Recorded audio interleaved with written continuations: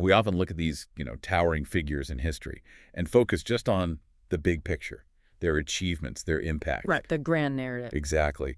But what gets lost sometimes? Yeah. What about those early experiences, the maybe smaller moments that really shaped who they became? That's exactly the kind of thing we love digging into. And today we're taking a real deep dive into the formative years of Mao Zedong. I mean, a figure who just completely reshaped the 20th century. A question. And continues to spark, well, intense debate. For sure. Right. Yeah. So let's set aside the well-worn accounts of the People's Republic for a bit. Our mission today, and we're using this incredibly detailed biography. It's pretty exhaustive. Oh, yeah. Maps, notes, the whole 9 yards. Yeah. The goal is to really excavate Mao's early life. We're looking for those, surprising insights, the things that might challenge what we think we know. Mm-hmm. We'll trace those early influences, the first signs of his ambition, and the very beginnings of his political thinking. This source lets us get really granular, almost chapter by chapter. It's like having a microscope, isn't it? Examining the building blocks. Exactly. So the big question we want you, the listener, to kind of grapple with as we go is, what really were the fundamental forces that molded the man who'd lead a revolution and just transform China? Okay, let's get into it. Right. Let's start with his early education, maybe the influences before the Communist Party even existed. His time at Eastern Hill School wasn't super long, but it sounds like it made a real mark. It really did. A huge departure from his rural background, Suddenly he's getting structured physical training, music, even some basic English. English, really. Yeah. But maybe even more important was the reading. Biographies of Western figures. Napoleon, Wellington, Peter the Great. Wow, quite a mix. Rousseau, Lincoln too. That's a pretty diverse list. So that's his first real taste of, American and European ideas. Pretty much. And not just books. There was this teacher. One of his teachers had actually studied in Japan. Oh, interesting. Yeah. They even nicknamed him the false foreign devil.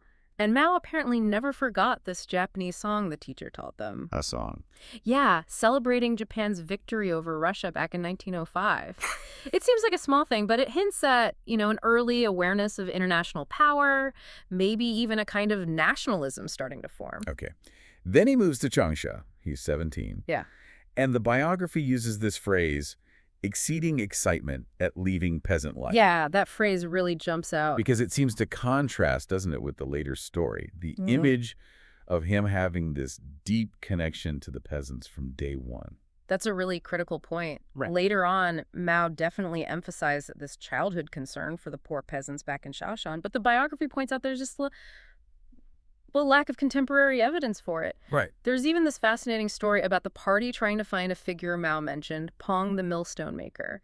Supposedly inspired him with tales of revolt. They couldn't find any record of him anywhere. So it really makes you wonder how much of that early empathy was constructed later. So, the picture we have, this young Mao, deeply troubled by peasant suffering, it might be more of a carefully crafted narrative. It looks that way. I mean, consider this. There's a diary entry from his ethics teacher, Professor Yang Changqi, from 1915. Okay. And Yang writes that Mao told him his family were mostly peasants and that it was, quote, easy for them to get rich. Easy for them to get rich. That really doesn't fit the later narrative. Not at all. It sits really uneasily with that idea of unwavering peasant solidarity. And it wasn't just maybe a lack of sympathy. It seems like he actually admired the suppression of peasant uprisings. That feels significant. It does. Very telling. In a letter from 1917, he writes to a friend about being deeply impressed, bowled over, I think was the term he used, by Sen Kufan. Who led the suppression of the Taipings. Exactly. The biggest peasant uprising in Chinese history. And Mao's admiring the guy who crushed it. Brutally. It's a striking thing for someone who'd later lead a peasant revolution. What's that say about his early views on power and, control? That's a really fascinating, maybe unsettling point. And even later, like 1919, his writings, they aren't really focused on the big social issues you might expect, are they? No, not really. There's an essay he wrote in July 1919, and it's almost entirely about his family, his close friends. Not the widespread poverty or inequality you'd think would be consuming a future revolutionary leader. Okay. So these early chapters, they paint a really different picture than maybe the standard one. His initial concerns, inspirations. It's complex. Definitely. All right, let's shift then. Let's talk about the founding of the Chinese Communist Party itself. There's some historical fuzziness around the actual date, isn't there? There is, yeah. Official CCP history, especially like you see it at the museum in Shanghai, points to 1921. That's the First Party Congress, which Mao definitely attended. Right. But historical evidence, particularly from the Comintern, that's the Communist International based in Moscow, and accounts from one of their own guys on the ground, they suggest the party was actually founded in 1920. A year earlier. So why the emphasis on 1921 then? Is it strategic to make sure Mao is seen as being there right at the very start? That seems to be exactly it. It really solidifies that narrative, you could even say the myth, of Mao as a founding member, even though the groundwork, the actual establishment, happened the year before. Yeah, okay. And speaking of those early days, his initial efforts recruiting in Hunan, they weren't exactly setting the world on fire. No, not really. He wasn't this, magnetic organizer right off the bat. His recruitment was mostly people he already knew, his immediate circle in Hunan. Right. Interestingly, the biography really highlights this other guy, Ho Min-fan. He was older, a Marxist in his 50s, had been a county chief, and he was apparently much more effective at drawing young people to communist ideas in Hunan. He recruited Liu Shaoqi, who later became president. Wow. Yeah, and several other future party leaders. Ho Min-fan was kind of the key figure there early on. So maybe more successful than Mao initially in Hunan? It seems so. He sponsored Liu and others to join the Socialist Youth League, even helped them get to Russia to study. The book notes Mao was actually quite envious of Ho's success. Envious. Yeah, especially his recruiting ability.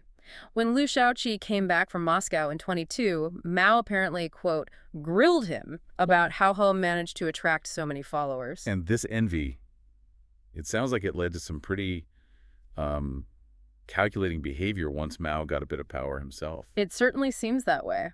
Once Mao became the CCP branch head in Hunan, he actively worked to push Ho Min-fan out. How did he do that? Well, Ho ran this popular public lecture center at a place called Boat Mountain, a clan temple. Mao basically claimed the party needed the property for its own activities, moved his faction in, and made it impossible for Ho to continue. Forced him out. Forced him out of the building and eventually the party, too. Exactly. Wow, that's a pretty significant power play right in the start. And Mao called him disobedient, even though Ho was older. Yeah, despite the age difference. And the biography makes a point here. This incident seems to mark a real shift in Mao's behavior. Before, he was known for being courteous, even bowing. But this early taste of power, it seemed to change how he interacted. He started prioritizing people who wouldn't challenge him. So this little power struggle in Hunan, it gives us a glimpse of his developing leadership style. Centralized, maybe intolerant of rivals? I think so. And the party structure under him there, it was pretty much just Mao. No real committee. Meetings were rare. He mostly just gave orders. Though he still had to report back to Shanghai, right? Yeah, he reported to the central leadership. But locally, it was his show. And what about, the bread and butter of communist organizing labor unions? Was he active there? Not at all, actually. The biography is quite explicit. He showed no more sympathy for urban workers than he did for peasants at this stage. Yeah, there's a letter from 1920 where he's complaining about his own intellectual struggles, but zero mention of organizing labor or solidarity with the working class. It underlines that his main focus wasn't really on the traditional communist base yet. So these first steps into political life, less about broad ideology, maybe more about personal advancement and building local power. That's certainly the picture that emerges. Okay. Let's turn to that big strategic shift, the Comintern telling the CCP to join the nationalists. That must have been huge. Oh, absolutely pivotal. And for many inside the CCP, it was deeply controversial. This was 1923.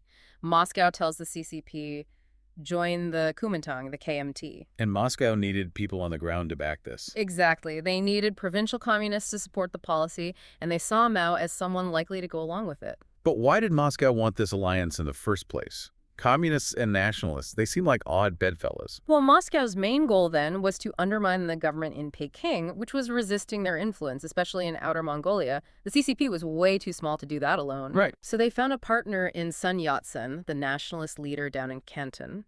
Sun desperately needed Soviet help, military aid, advisors to build an army to take on Peking. Ah. So it was a classic marriage of convenience. Mutual goals, even if they might conflict later. Precisely. Sun was willing to basically endorse Soviet control in Outer Mongolia, maybe even a Soviet occupation of Xinjiang, in return for Russian guns and advisors. Okay. So where does Mao fit into this new united front? He's aligned with the nationalists now, at least on paper. How'd he do? The biography suggests Not great, actually. Not very effective in those early days of the United Front. In fact, by late 1924, he gets sort of edged out of the CCP operations in Shanghai. Edged out, so he goes back home. Yeah, returns to his village in Hunan, takes a bunch of books with him, claims he's sick, convalescing. So after about 4 years in the movement, he's basically back where he started, rurally, Hmm. not exactly a rising star in the party at that point. Not at all. And this period, his relative ineffectiveness, his enthusiasm for the nationalists who'd become their main enemy later, of course. Yeah. Official histories later really tried to downplay all that, gloss over it, cover it up. The biography really emphasizes how tightly covered up this phase still is. His ideological vagueness, too. Suggests maybe a degree of opportunism, adapting his stance based on where the power seemed to be. It certainly paints a picture of someone still finding his feet, maybe keeping his options open. Okay, let's dig into the internal dynamics then. Inside the CCP, even with Moscow pushing the United Front, it wasn't all smooth sailing, right? There were disputes. Oh, far from it. Lots of internal disagreements, tensions. Chao Enlai, for example, a huge figure later on. He's mentioned as criticizing Mao's approach sometimes, although Chao ultimately stayed loyal to the party line, generally followed Moscow's lead. But despite these criticisms, Moscow kept backing Mao. Why? What did they see in him? It seems Moscow's continued support, even when Mao was being insubordinate or doing his own thing, came down to his ambition, the biography calls it his fundamental lust for power. Lust for power, that's strong language. It is, but they seem to think this drive was essential to actually win in China. The CCP was tiny compared to the nationalists.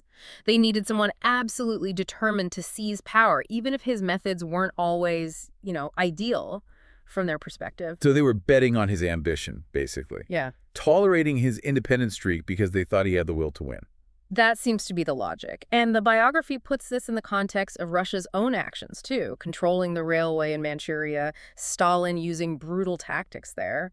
Maybe that made them more tolerant of Mao's ruthlessness. Right. And there's a specific incident, early 1923, a lucky break, that helped Mao with Moscow. Yeah, that's right. Most of the CCP leaders in Shanghai actually disagreed with Moscow's order to join the nationalists. But Mao supported it. He did, which suddenly put him in the position of backing the official Moscow line against the majority of his colleagues in Shanghai. Made him look good to the Comintern, even if his reasons might have been more about aligning with, well, the stronger horse at the time. It sounds like those early years were just this complex mess of ambition, shifting alliances, and Moscow pulling the strings. A very volatile mix. Okay, let's shift focus slightly to his personal life during this time and the signs of ruthlessness starting to emerge. His first wife, Kai Hui, her writings sound incredibly poignant. They really are. You see this deep love for Mao, but also this terrible, painful awareness of his affairs and her own struggle with the violence, the ideology becoming so rigid. She writes about yearning for a faith, the sense of growing despair before she was executed by the nationalists. It's heartbreaking, grappling with the human cost of it all. And then there's that power struggle in the Jiangxi. It involved someone named Liu and Mao's own sister-in-law, Hou Yi. Sounds like a key moment. It really was. Liu had briefly taken over leadership in Jiangxi while Mao was away. When Mao came back, he used these accusations calling people kulaks, enemies of the revolution. Kulaks meaning wealthy peasants. Right. And accusing them of belonging to the supposed anti-Bolshevik group, the AB League. Which probably didn't even exist. Highly questionable, yes. But Mao used it as a pretext for this vicious purge. To get control back, get revenge on anyone who'd crossed him. And it was during this brutal consolidation in Jiangxi that he gets the ultimate promotion from Moscow. They designate him head of the future Chinese state. Exactly. His aggressive pursuit of power seemed to be exactly what Moscow valued. They basically gave him the green light. And with that backing, in late November, he starts these large-scale purges, horrific torture methods used against his own comrades. Against fellow party members. Yes. Based on the flimsy AB League pretext, the biography gives some really disturbing graphic examples of the torture. It's chilling. Just chilling. What did Moscow say? Were they aware? Oh, they were aware. And they explicitly backed him. They labeled the Jiangxi Reds being purged loyal communists as counter-revolutionaries, told them to submit to Mao or be wiped out. Unbelievable. And even worse, the CCP leadership back in Shanghai, when they got desperate appeals for help from the victims, they just sent them straight back to Mao. Complicity. Wow. And this is when Kang Sheng enters the picture. the figure who becomes notorious later for running Mao's purges. Yes, exactly. Kamsheng had experience with purges in the Soviet Union. He became crucial in facilitating Mao's purges in Jiangxi, handling those appeals with just chilling indifference, participating in the brutality. So Jiangxi was like a dark preview of what was to come on a larger scale. Hmm. And Moscow wasn't just aware, they actively sanctioned it. That's the picture the evidence paints. Okay, so he's consolidating internal power ruthlessly, but there are still external threats. Chiang Kai-shek's annihilation expeditions. Indeed. May 1932, Chang launches his fourth big campaign against the communists in Jiangxi. The CCP leadership urgently tells Mao, who's away in Zhangzhou, get back here with your troops now. But Mao, he seems to dismiss their worries. He delays his return for nearly a month. A major miscalculation, it turned out. And that delay cost his troops dearly. Absolutely. They had to do this grueling 300-kilometer march back in intense heat, huge casualties from the conditions. Plus, they stumbled into this unexpected, tough battle with Cantonese forces on the way. Totally avoidable losses. Yet despite this clear blunder, this unnecessary loss of life, he wasn't reprimanded. He actually demanded a higher post. Incredible, isn't it? No significant reprimand. And yes, he immediately pushed for the top job in the army. It just highlights his ambition and Moscow's willingness to keep backing that ambition. It really seems like political loyalty and sheer drive trumped actual military competence, as long as the goal was seizing power. That seems to be the pattern. Now, even with all this going on, there were still dissenting voices inside the party. Po Ku is an important example. Right, Po Ku, he came from Shanghai, took over central operations, and he was critical of his methods. Yes, reportedly quite critical of Mao's brutal methods, his tendency to divide the party. He found support among others who felt Zhou Enlai was being too soft on Mao. So Po Ku even briefly takes over leadership from Zhao. He does. Yeah. But Moscow's man on the scene, this Comintern agent named Ewert, tells Po Ku he has to work with Mao. That really tied Po Ku's hands, limited his ability to challenge Mao directly. So Po Ku tried a different tactic. Criticize Mao's followers, but try to preserve party unity against the nationalists. Seems like it. And interestingly, under Po Ku's leadership, using less violent, more conventional tactics, the party actually won some significant battles against Chiang Kai-shek. Which makes Mao's ultimate rise even more remarkable, really.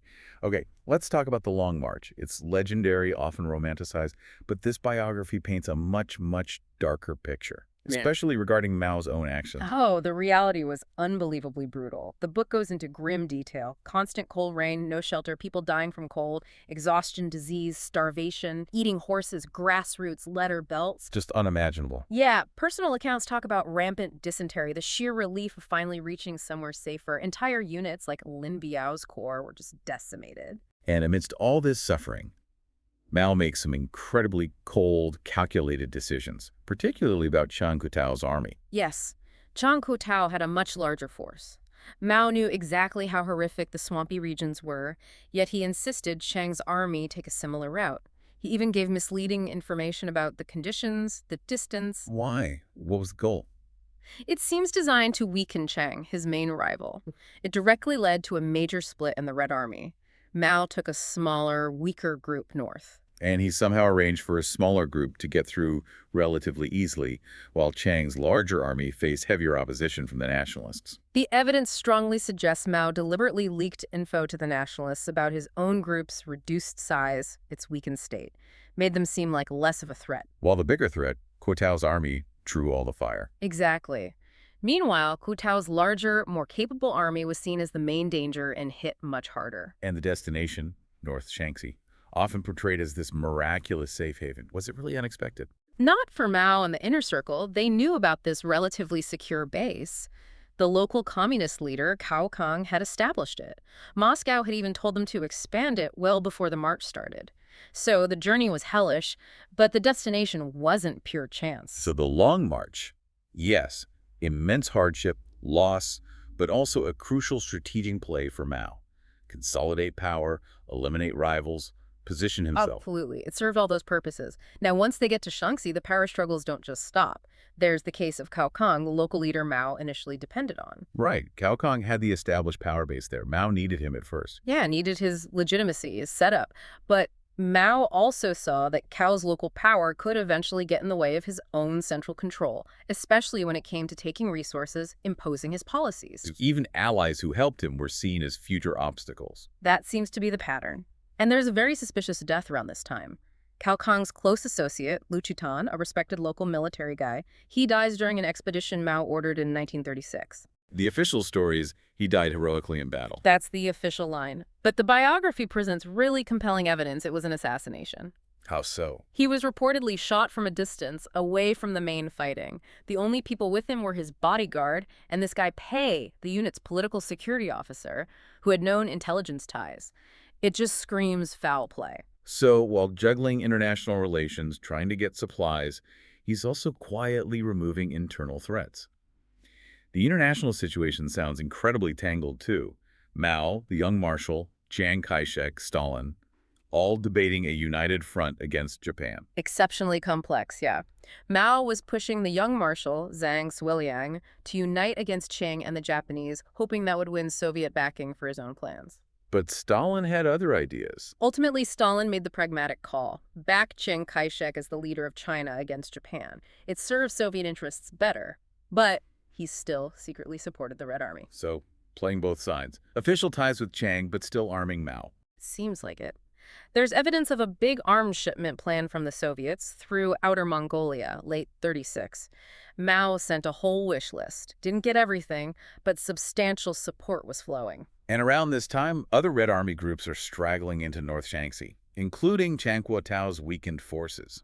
He must have known he was in trouble. Oh, definitely. He'd lost most of his troops, was clearly outmaneuvered by Mao, described as being really emotional, even crying. He likely saw the writing on the wall, and yes, he was eventually purged. Then comes the Xi'an incident, the kidnapping of Chiang Kai-shek, a huge drama. Mao hoped Chiang would be killed. His actions, his words around it, strongly suggest he hoped it would lead to Chiang's death. He thought that would cripple the nationalists, open the door for the CCP. But Stalin stepped in, saved Chiang. Absolutely. Stalin saw that killing Chiang would likely plunge China into chaos, which would weaken the fight against Japan and threaten Soviet interests. He intervened forcefully to get Chiang released, even though initially the Comintern line had been supportive of executing Chiang. So Stalin's big-picture geopolitics trumped Mao's immediate ambitions there. Okay. Now, around this critical time, Mao makes a really conscious effort to shape his own story, the CCP's story. Those interviews with Edgar Snow. Yes, the meetings with Snow in 1936 were a masterclass in image management, really historical revisionism. Mao controlled everything. Snow's access, the questions were pre-approved, the Politburo coordinated answers. And this became the basis for Snow's book Red Star Over China and Mao's own autobiography. Exactly. It was a very sophisticated operation to, frankly, sanitize the CCP's early history, project this heroic unified image internationally. How much was true? How much was spin? It was a mix. Some facts, but also, as the biography puts it, colossal falsification. Snow largely bought it. Mao downplayed the purges, invented heroic stories like the Dadu River crossing during the Long March. Right, the famous bridge crossing. Yeah. Suppressed his links to Moscow, claimed he wanted friendship with America, and crucially, Mao personally reviewed, edited, even rewrote parts of Snow's manuscript before it was published. So Red Star Over China, hugely influential in the West, but also partly a product of Mao's own propaganda machine. Very much so. And while he's crafting this image, he's still consolidating power internally. Wang Ming comes back from Moscow. Wang Ming had strong Comintern ties. Right? Very strong. Mao gave him a public welcome, but then steadily marginalized him. And Kang Sheng, the purge expert, he'd been associated with Wang Ming, but seeing Mao's rise, Kang Sheng shrewdly switched his allegiance, threw his lot in with Mao. And Kang Sheng becomes key, facilitating Mao's marriage to Jiang Qing, heading up intelligence. Correct. Became a core part of Mao's inner circle, enforcing his control. And then the war with Japan really accelerates things after 1937. The CCP's actions behind Japanese lines boosted Mao's standing. How so? They were fighting the Japanese, but also the nationalists. Surprisingly aggressive stance towards nationalist forces, even during the supposed United Front. They grabbed territory, the Red Army grew massively. This period really cemented Mao's reputation as a brilliant strategist among many Red leaders. Even Zhou Enlai came around completely. Yeah, the biography describes Chao undergoing a total conversion to Mao's leadership then, but Mao still had to keep Moscow happy. Declassified Russian archives show him misrepresenting things, like the Zuni conference to Stalin's envoys years later. Still managing that relationship carefully, even while pushing for Soviet backing for a civil war against the nationalists, even during the war with Japan. He was definitely looking ahead. Increasingly assertive appeals to Moscow for support for an eventual civil war. This actually caused some friction. He made some remarks about a potential Soviet-Japanese pact. Oh. Yeah, got a sharp reprimand from the Comintern-chief, Dimitrov. Ended up publicly silent for a bit, even barred Edgar Snow from coming back. His independent streak wasn't always welcome in Moscow. Didn't stop him building his internal power, though, setting up better communication systems. Exactly. And there are these persistent, though hard to confirm, allegations of localized cooperation between some communist units and Japanese forces against the nationalists, like in Shandong in '43. Shows the complex, opportunistic nature of it all. By the end of the war, Soviet intelligence, the GRU, was actively trying to figure out if the CCP could actually take and hold power in China after Japan's defeat. And Mao's control internally was absolute by then, suppressing messages between his own commanders and Qing if he didn't like the wording. Yes. And sometimes external events helped him, maybe unintentionally. Like Lachlan Curry, Roosevelt's envoy, apparently blocked Chiang's efforts to get a direct line to Roosevelt through someone else, William Bullitt, which probably suited Mao just fine. Right. This brings us to Yenan, the base area, from 41 to 45. The biography title for this section is stark: Building a Power Base Through Terror. What changed in 41? Germany invading the Soviet Union, that was huge. Mao's main backer, Stalin, is suddenly fighting for survival. So Mao pivots. He largely halts attacks on the nationalists, focuses inward, consolidation, self-preservation. And this leads to the rectification campaign, Zhang Thing. Yes. On the surface, it was about ideological purity, studying Mao's Adong thought. But in reality, it was a brutal, highly effective campaign to crush any dissent, real or imagined, to solidify Mao's absolute personal power through terror. Terror? How? Widespread fear, forced public self-criticisms, intense psychological pressure. The biography details systematic manipulation, even torture and killings, to ensure unquestioning loyalty, to build the personality cult. So Yenan, during this time, it sounds like an intensely controlled, pretty brutal place. That's the picture painted. Even that famous slogan, "Long live Chairman Mao," wasn't spontaneous. It was engineered, a product of this campaign of ideological terror and, well, deification. So by the time the war with Japan ends, Mao hasn't just positioned the CCP strategically for the Civil War. No, he's also ruthlessly eliminated internal rivals, established absolute personal authority, and meticulously crafted this public narrative that often hid the much harsher realities of how he got there. It's quite a story, this potent mix. Intellectual curiosity early on, strategic genius, but also this extreme ruthlessness. And ideological flexibility when it suited him, that complex, manipulative dance with the Comintern, and just a consistent willingness to use violence, extreme measures, to get what he wanted. So, back to that first question. What shaped him? It really wasn't just one thing. It was this incredibly complex, often disturbing mix. Ambition, cold calculation, pragmatism, maybe cynicism about ideology, and this capacity for, well, utter ruthlessness in chasing power. Yeah. These early years cast a very long, very dark shadow. They absolutely did. And it leaves us with that question for you, the listener. How did all these formative experiences, the power struggles, the morally questionable choices, how did it all lay the groundwork for the huge, often devastating events that came later? Mao's rule, modern Chinese history. Yeah. It's sobering to think about how deep these roots go. It really is. And we've only scratched the surface today, haven't we? There's so much more to explore about Mao, the CCP, perhaps in future deep dives. Definitely worth considering. Well, thank you for joining us on this first part of the exploration.